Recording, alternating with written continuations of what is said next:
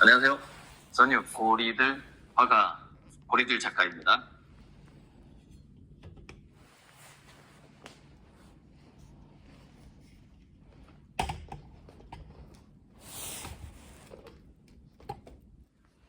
네, 첫 번째 질문 드리도록 하겠습니다. 오리들, 코어리들 필명을 짓게 된 이유와 그 의미는 무엇입니까? 네, 2006년, 2007년경에 이제 고민을 해서 지었는데 고영훈이라는 동명이인이 문화예술계에 약 8명 정도, 제가 8분의 1이었던 거예요. 그래서 새로운 이름을 짓고 싶었는데 그때는 한참 환단고기를 공부할 때였어요. 그래서 고구려의 들판, 고구려의 옛 이름이 가오리였는데 고구려의 들판, 그래서 고리들이라는 이름을 1차로 지었고 2차로 영어명을 고민을 했는데 그때 저 코어리들이 양자물리학 평행우주 컨셉을 영어 이름에 담고 싶었어요. 그래서 저거는 아주 중심부에 있는 수수께끼라는 코어리들이라는 뜻으로 이름을 지었고 그야말로 아주 코어에 있는 수수께끼가 양자현상이거든요. 그래서 그런 의미가 코어리들 영어명에 들어가 있습니다. 그렇다면 화가님, 네. 지금 어떤 작품을 그리고 계신가요? 네, 2006년경에 눈동자의 천체라는 아이디어를 떠올렸고 물론 그때 아이디어를 떠올릴 때 동네 고양이 눈을 관찰했던 경험이 큰 도움이 되었고요. 그 눈동자의 천체를 한참 그리다가 한 10년쯤 주로 우주를 그린다는 생각을 하다가 2018년경에 태양을 크게 그려봐야 되겠다는 생각을 했어요. 그래서 태양을 크게 그려야 한다는 생각은 뭐 여러 가지 이유가 있는데 어린아이들이 초등학교 10살 이전의 아이들이 주로 그림을 그릴 때는 꼭 가운데 태양이 있는데 그런 어떤 동심의 태양도 생각을 했고 제가 20대 때 공부했던 동양철학 쪽에서 주역에서 주역 14번째 괴인 화천대유도 떠올렸습니다. 그래서 화천대유가 최대의 풍요함이라는 뜻이 있어요. 그러니까 모든 것을 다 가지고 있는 풍요로움. 그래서 대유예요. 크게 있다. 화천대유괴. 그 대유괴를 그림으로 형상화하고 싶었는데 그때 화천대유라는 괴를 그림으로 형상화, 주역의 괴를 그림으로 형상화하는 것은 아마 아직 없을 거라는 생각을 했고 아직까지 그림에다가 뭐 이렇게 주역 로고로 뭐 회사 이름은 있는데 이렇게 그림으로 화천대유라는 제목을 쓴 제목은 아직 못 봤습니다. 네. 다음 질문으로는 작품 시리즈 과정과 각 시리즈의 구성, 네네. 특징에 대해서 간략하게 말씀 부탁드립니다. 네. 제 작품의 시리즈의 진화나 변화는 일단은 2006년 마치 산속을 어슬렁거리는 숲속을 어슬렁거리는 야생 고양이의 눈에 비친 우울한 달, 푸른 달에서 시작을 해서 그 다음에 그 고양이가 마치 우주 여행을 하듯이 뭐 은하 사이로 왔다 갔다 하고 이렇게 우주 여행을 막 하고 초신성도 보고 다시 지구로 오는데 지구로 올 때는 그 야생 고양이가 제가 돼 있는 거죠. 인간이 돼 있는.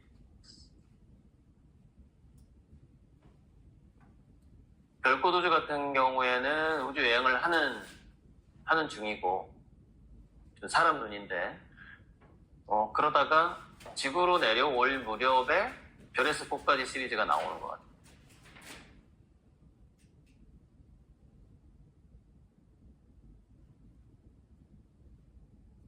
마치 유채꽃밭인 것 같지만 실질적으로는 별빛이 응결되고 있는 과정이에요.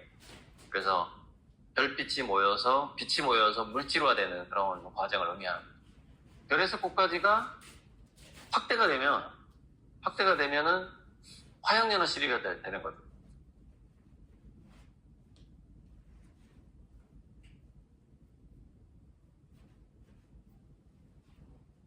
그러니까 이 태양도 별이고 이렇게 별빛이 내려와서 지구가 만들어졌다가 꽃이 피는 거죠. 이제 그게 그 다음 단계 화양연화고, 화양연화의 그 출발은 화천대유 직후에 나온 것 같아요. 화천대유는 그러니까 별에서 꽃까지는 별들에서 꽃까지인데, 화천대유는 별 하나에만 주목하는 거잖아요. 태양 하나만 주목했고, 그래서 그 태양에서 나오는 에너지나 사랑 같은 거에만 주목한 거고,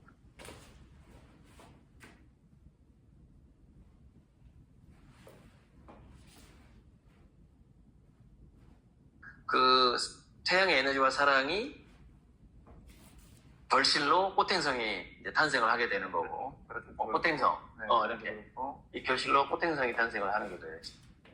이게 화천대유, 이거는 화양연화 이렇게 되는 건데, 지구에서 지구의 꽃은 사람을 의미해요. 각각의 영혼을 의미하고. 근데 그 별에서 꽃까지 하고 빛결 바람결이 그 다음에 나오게 되는데, 빛결 바람결 저 위에 있는데,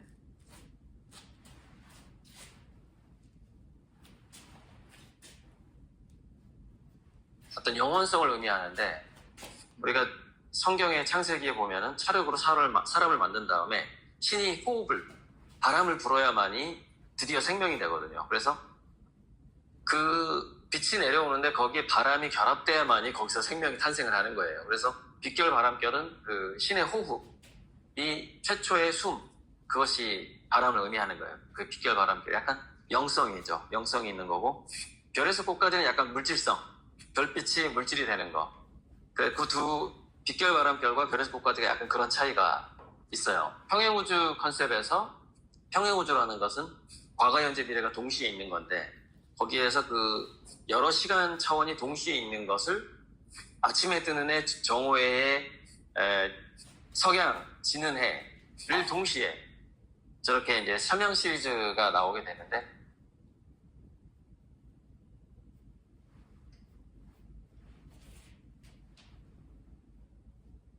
그거는 시간의 동시성을, 공존, 이거를 의미하는 건데, 그리고 이제 그때쯤에 이제 아미고님들이 저를 후원해주고 하다 보니까 이제 제가 뭔가 조금 더 기분도 좋아지고, 빛결 바람결 시리즈가 나올 무렵에 클라우드9이 같이 나와요.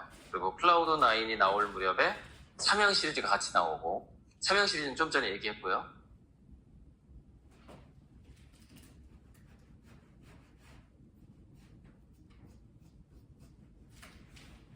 삼형에다가 이제 클라우드9이 탄생을 하기 시작한 거죠.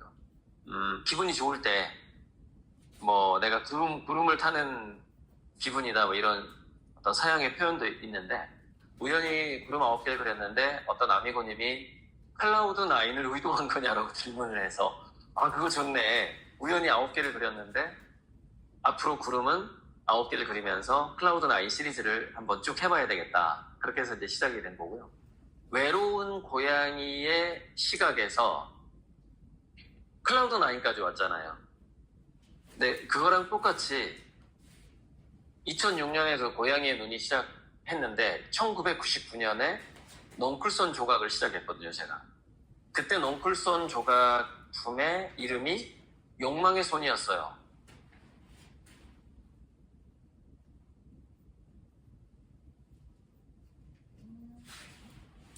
대부분의 제목은 투쟁, 쟁투, 비켜, 뭐 이런 제목이 있었어요. 실제로 비켜. 막 경쟁하고 투쟁하는 욕망의 손이라는 제목이 언제까지 되냐면 대략 2000년 초반까지 쭉 욕망의 손으로 와요. 그러다가 2020년 전후에 그게 희망의 손으로 바뀌어요. 왜냐면 2019년경부터 후원이 많아졌거든요. 그래서 저도 모르게 늘 포도나무 넝쿨손을 볼 때마다 경쟁하고 성공해야 되고 투쟁하고 싸우고 이런 모습에서 뭔가 희망을 얘기하는 넝쿨손으로 후원자 아미고님들이 많이 생기기 시작하면서 희망의 손이라는 제목을 저도 모르게 붙이고 싶어지는 거죠. 그래서 이제 거기서 희망의 손 지휘자라든가 깃발 이런 넝쿨손 작품들이 나오기 시작하죠. 올해 초에 24년 초에 비로소 손에 아무것도 잡지 않은, 지금까지는 뭔가를 잡는, 손에 뭔가를 꼭 쥐는 넝쿨손이 매력적으로 보였고, 거기에 의인화로 제목을 붙이고 했단 말이죠. 그런데 그게 더 뭐랄까 제 생각을 담는다고 생각했죠. 그 너클손이. 근데 손에 아무것도 쥐지 않은 채로 자유롭게 흩날리는 이 마치 두 팔을 이렇게 공중에 춤추듯이 뭐 승무를 추듯이 무용을 하듯이 그 너클손들이 더 눈에 들어오기 시작한 거죠. 그게 24년 봄이라고 올해부터라고 보시면 됩니다. 그래서 1999년에 욕망의 손으로 시작했던 너클손 시리즈가 아미고님들 후원이 시작되면서 희망의 손으로 바뀌었고 최근에는 그게 이제 춤추는 손으로 바뀐 거죠. 우리가 호모 파베르라는 말이 있는데 손에 뭔가를 쥐고 있다는 것은 그게 약간 도구의 인간을 의미하거든요. 우리가 싸울 때도 총이나 칼을 주잖아요. 도구의 인간을 의미하는데 그 도구를 버린 거예요. 버리고 그냥 춤을 추는 건데 그러니까 제가 줄곧 얘기해왔던 앞으로 지구의 모든 인간들은 호모 루덴스화가 될 것이다. 왜? 인공지능 로봇 때문에. 그런 말도 해왔는데 드디어 그런 말을 해왔던 것에 어울리는 작품이 나온 거죠. 그게 춤추는 손입니다. 손에 아무것도 쥐고 있지 않기 때문에 즐기는 손이라고 볼 수가 있는 거예요. 드디어 호모 루덴스와 똑같은 포도나무 너클손 시리즈가 나오게 된 거죠. 그렇게 진화를 하게 된 겁니다. 시리즈가. 그러니까 한마디 첨언하자면 모든 시리즈는 작가의 심리 상태나 비전 그런 것을 반영할 수밖에 없다. 그렇게 느껴집니다.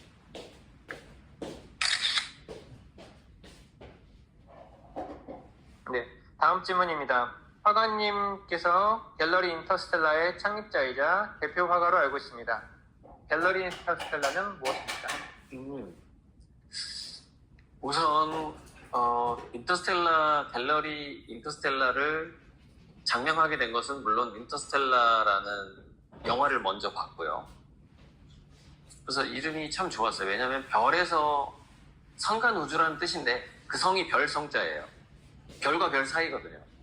별과 별 사이는 그것도 약간 평행 우주를 갖고 있어요. 왜냐면은 우리가 저 별은 나의 별 할 때 각각의 사람마다 호응하는 별이 있다고 이렇게 그런 스토리나 실화가 많아요. 동서양에. 그래서 별은 우리 각각의 모든 사람들의 자기 영혼을 의미하는 거고 그러니까 나의 별이 있는 거예요. 저기서. 그 별과 나는 늘 소통을 하고 있는 거죠.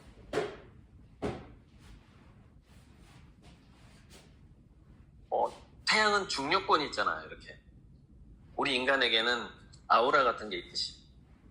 그래서 인터스텔라는 자연스럽게 영혼과 영혼 사이에 교집합이라는 공간이 만들어지게 돼요.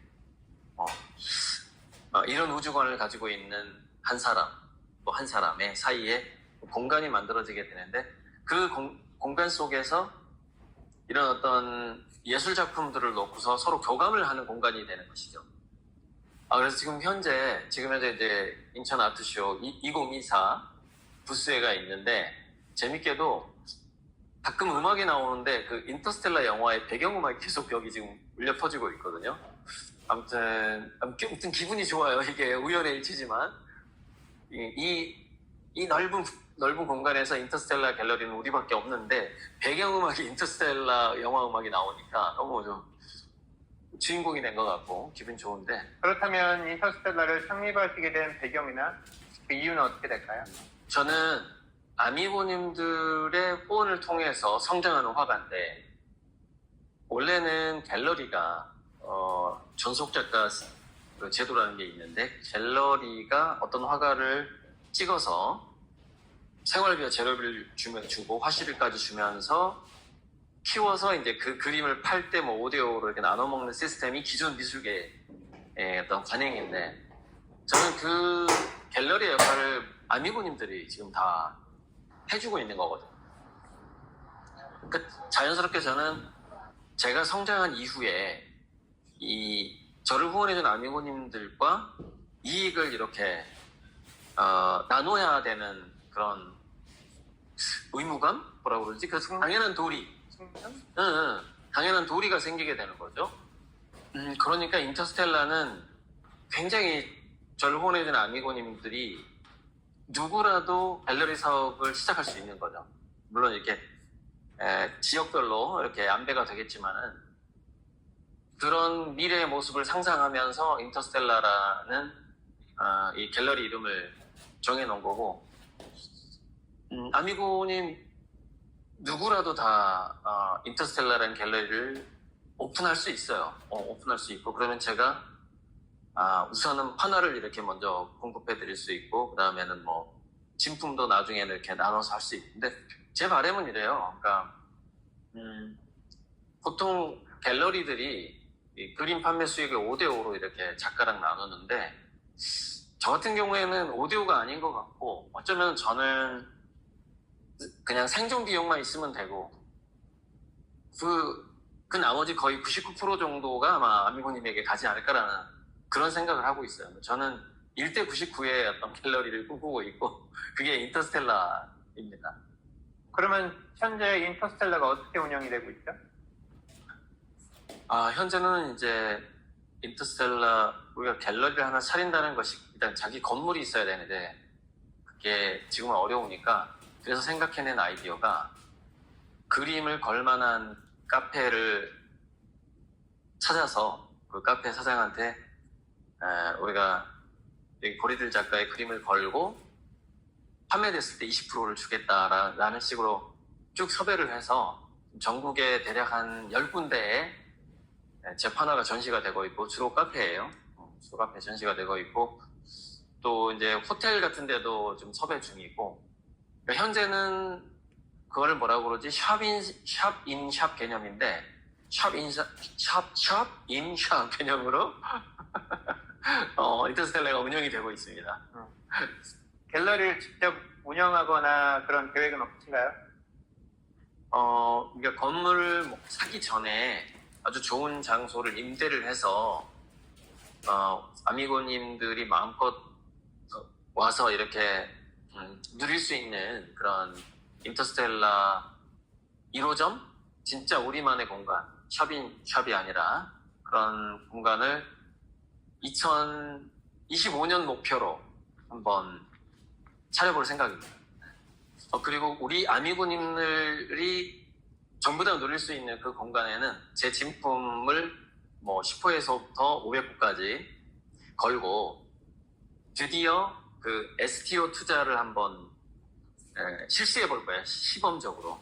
미술품 조각 투자라고 보시면 되고, 그건 되게 간단한데, 한 5억 정도에 팔 수 있는 그림을 1, 2억을 목표로 해서 지분을 모집을 하는 거죠. 그리고 그 1, 2억이 5억, 10억 됐을 때, 그러면 한 3배에서 5배 정도가 올라가면 그 판매 수익에서 뭐 일종의 경비를 빼고 나눠주는 거예요. 그 지분자들에게. 이게 이제 미술품 조각 투자의 아주 기본적인 형태거든요.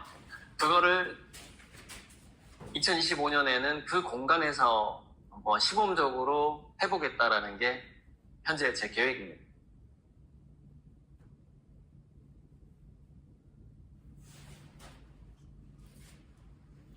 다음 질문입니다. 네. 화가님과 팬들이 만나게 된 인연은 어떻게 이루어졌을까요? 그건 유튜브를 통해서 만나게 됐어요. 유튜브라는 게 참 자기 개인 방송국 같은 건데, 정말 그 좋은 시대를 만나서 SNS의 발달로 우리 아미고님들과 인연이 된 것 같은데, 제가 뭐 뇌과학 영상, 자녀교육 영상, 미래학 영상을 올리면서 그 영상, 그러니까 제가 올린 컨텐츠에 동의를 했거나 또는 도움을 받으신 분들이 저를 계속해서 이렇게 오랫동안 구독하고 지켜보다가 드디어 제가 화가인 걸 알게 된 거죠. 그래서 제가 좀 그림을 그리고 싶으니 이렇게 선불로 후원을 해달라는 말을 했을 때, 그때부터 이제 처음에 뭐 한두 명에서 지금 1000명에 이르는 그런 아미고님들이 아미고님과 만나게 됐습니다. 이제까지 출판한 저서가 제법 있는 걸로 알고 있습니다. 보통 무엇을 강의하셨나요? 그러니까 제가 관심이 있었던 분야는 3가지였어요.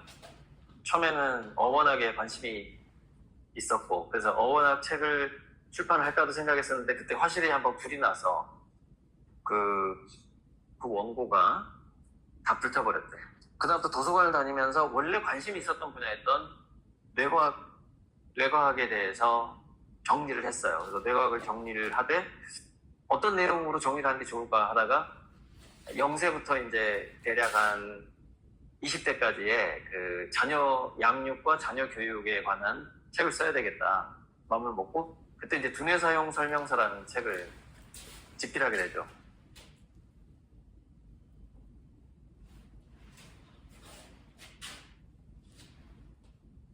그때 그 책을 집필하기 전에는 한 20년 이상의 고민이 있었다 이렇게 보시면 됩니다. 그래서 제가 자녀 양육 강의도 했지만 미래학 강의도 많이 하기 시작했고 그 두 가지 콘텐츠가 이렇게 복합적으로 섞여 있는 영상도 많이 있고요. 그렇습니다. 그 대표 저서는 두뇌 사용 설명서, 인공지능과 미래인문학 이 두 가지만 얘기하고 싶습니다. 화가님께서 다양한 분야의 지식을 쌓는 것이 갖는 이점이 무엇이라고 생각하십니까? 이런 것 같아요. 그러니까 예술가라는 것은 일단 호기심이 있는 존재고 기본적으로 다른 사람들보다 좀 더 호기심이 있는 존재 뭐 이렇게 표현할 수도 있을 것 같아요. 예술가를 다양한 분야의 호기심을 갖고 있었는데 그 주제는 뭐였냐면 보통 후에마이라는 주제로 많이 출발을 하잖아요. 나는 누구인가? 근데 나는 누구인가는 사람은 어떤 존재인가로 확장이 될 수가 있고 그러면 사람이 어떤 존재인가를 알려면은 사람을 만들어내는 환경은 어떤 환경인가를 당연히 또 그렇게 호기심을 가질 수밖에 없고 이제 그 미래, 그러니까 과거, 현재, 미래죠. 한마디로 얘기해요. 과거, 현재, 미래에 대한 통합적인 호기심을 갖고 그냥 접근을 한 거죠. 인간에 대해서 접근을 했지만 인간의 과거, 현재, 미래가 궁금한 거죠. 그래서 자연스럽게 미래학으로 그 호기심이 뻗칠 수밖에 없고 근데 우리가 인간을 둘러싼 환경은 문화, 문명, 자연 이런 거잖아요. 두뇌를 포괄적으로 다루는 학문이 진화심리학이라면은 인간의 미래를 포괄적으로 다루는 학문은 문화인류학이죠. 그러니까 포괄적으로 다룬다는 얘기는 뭐냐면은 과거에 얘가 어떻게 살아왔는지까지 본다는 얘기예요. 과거, 현재, 미래를 동시에 본다는 뜻인데 그래서 우리가 미래학이라는 것은 그렇게 인간의 두뇌, 인간의 문명, 문화, 과거의 역사 이런 것들을 다 공부해야만 우리가 미래를 예측할 수 있다고 생각해요. 그래서 특히 또 자본주의에 대해서 우리가 공부를 하지 않는다면 미래를 예측하기 어렵다고 생각해요. 자본주의야말로 현재 우리 인간의 두뇌를 상당 부분 차지하고 있는 우리의 현재거든요. 그럼 이 자본주의의 현재는 앞으로 어떻게 미래에 이런 두뇌를 가진 인간이 이런 환경 속에서 이런 이데올로기를 가지고 있는데 미래에 어떻게 변할 것인가 그것을 예측하기 위해서는 도대체 화폐라는 것이 어떻게 출발했는가도 공부를 해야 되고 그다음에 과학기술의 정점에서 양자물리학은 앞으로 어떤 과학기술로 진화될 것인가와 양자 컴퓨터 이후에 슈퍼 AGI가 될 이 인공지능 그리고 로봇이 등장한 이후에 인류의 미래는 또 어떻게 변화해 갈 것인가 아무튼 그런 식으로 제 호기심은 계속해서 넓어지고 깊어졌어요. 그러다 보니까 그게 또 제 그림 주제에 또 영향을 주기 시작하는 거죠. 영향을 줘서 STO라든가 그림보니 기축통화, 화분기통 이런 것들 그런 세계가 온다라는 걸 자연스럽게 예측이 되는 거죠. 그렇다면 화가님의 팬들은 화가님에게서 어떤 매력이나 잠재력을 느꼈다고 생각하시나요? 그러니까 이 수많은 아미고님들이 저와 지금 이렇게 소통을 하고 있고 저를 후원해주고 계신데 과거 10년 넘게 제가 유튜브에 올렸던 그런 영상 콘텐츠가 분명히 영향을 줬을 거라고 생각을 해요. 그래서 거기서 느껴지는 거는 한 노력하는 한 인간을 봤을 것 같고요. 그리고 좀 다른 예술가, 다른 화가랑 좀 차별점도 봤을 것 같고, 제가 그런 과거, 현재, 미래 인류의 문명, 자연 환경들을 공부하면서 과학기술까지 공부를 하면서 여러 가지 미래 예측을 좀 영상에서 한 적이 있었어요. 대략 어떤 인공지능이 언제쯤 등장할 거다 뭐 이런 이야기도 하고 그러면서 세상이 어떻게 변할 것이다. 그러니까 자녀 교육을 이런 식으로 해라 뭐 이런 이야기를 했는데 그런 것들이 10년 동안 검증이 되고 증명이 되기 시작하면서 뭐 무엇보다 진짜 화본기통 시대가 올 건가라는 생각도 안미구님들이 하실 것 같아요. 화본기통의 세계라는 게 그림의 값어치가 지금보다 더 많이 올라가는 시대거든요.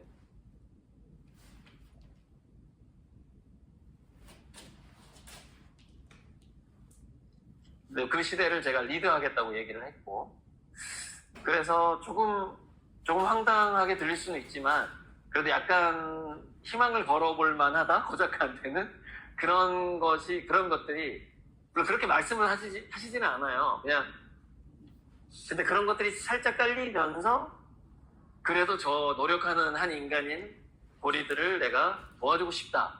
이게 그 두 가지 정도가 이렇게 결합해서 이렇게 아미고님의 그런 후원이 만들어진 게 아닌가 그렇게 생각을 합니다. 그러한 팬들의 기여와 후원으로 막대한 펀딩이 이뤄졌다고 들었거든요. 네. 그거에 대해서 좀 자세하게 설명해 주실 수 있으실까요?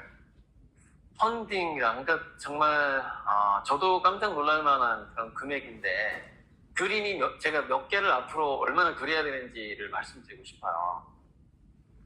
그러니까 먼저 선불로 이렇게 그림을 계약을 하는 건데 그 선불을 일부를 주면서 그림을 계약하는 건데 그림이 2,000점이 계약이 됐고 200개가 완납이 돼서 지금 기다리고 있다.